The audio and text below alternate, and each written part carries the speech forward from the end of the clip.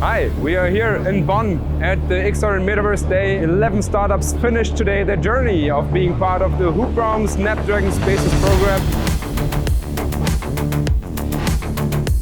Today they presented what the newest stuff can be done around the XR ecosystem. The main goal for us during the program was to make sure that our use case could actually be marketed. It made sense business-wise for us, and so that's what we focused on for the past 6 months. Thanks to the hubraum program, we got access to experts from Qualcomm and mentors from the broader DT group. We developed concrete use cases and pilots that we can then apply, so that was great. As a startup, you're working alone, and so this allows you to connect with other professionals. We are really grateful to be part of this. We were just about to break the new ground for this innovation technology.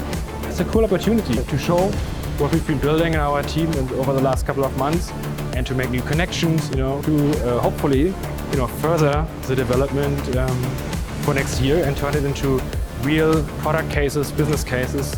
So we have now run several programs that focused around the XR theme. We will for sure have again next other years great new program opportunities for partners and developers.